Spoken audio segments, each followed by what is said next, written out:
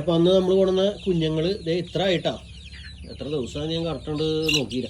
എന്തായാലും ആ വീഡിയോ കണ്ടിട്ടുണ്ടാവില്ല നിങ്ങൾ. അപ്പോൾ ഇത്ര ആയിട്ടുണ്ട് കുഞ്ഞുങ്ങളൊക്കെ.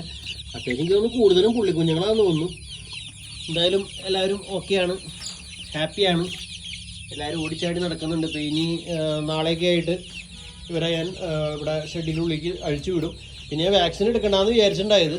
പക്ഷേ ഈ ഏരിയയിലൊക്കെ ചെറുതായിട്ട് അസുഖങ്ങളൊക്കെ സ്റ്റാർട്ട് ചെയ്തിട്ടുണ്ടോയെന്ന് സംശയം. കാരണം ഞാൻ വേറെ 2-3 കോഴികളെ കൊണ്ടുവന്നിട്ടുണ്ടായിരുന്നു. അപ്പോൾ അവർക്കൊരു ചെറിയൊരു തൂക്കം പോലെ ഉണ്ട്. അപ്പോൾ എല്ലാവർക്കും വാക്സിനേഷൻ സ്റ്റാർട്ട് ചെയ്യുക. 7ാമത്തെ ദിവസം തുടങ്ങി തന്നെ സംഭവങ്ങളിൽ ലസോട്ടയും IBD ഒക്കെ കൊടുത്തു തുടങ്ങിയിട്ടുണ്ട്. പിന്നെ വില കൂടുതലാണെന്ന് കുറേ പേര് കമൻറ്റ് ചെയ്തിട്ടുണ്ടായിരുന്നു. 100 രൂപ എന്ന് പറയുന്നത് ഭയങ്കര കൂടുതലാണ്. ഞാൻ എൻ്റെ ക്വാളിറ്റി നോക്കിയിട്ടുണ്ട് പൈസ കൊടുത്തത്. 100-ന് 150-ന് 200-നൊക്കെ പലരും സെയിൽ ചെയ്യുന്നുണ്ട്. അപ്പോൾ അത്രയും ക്വാളിറ്റി ഉള്ളതുകൊണ്ട് പിന്നെ 100 രൂപ നഷ്ടമല്ലാന്ന് തോന്നി അങ്ങനെ എടുത്താണ് കേട്ടോ.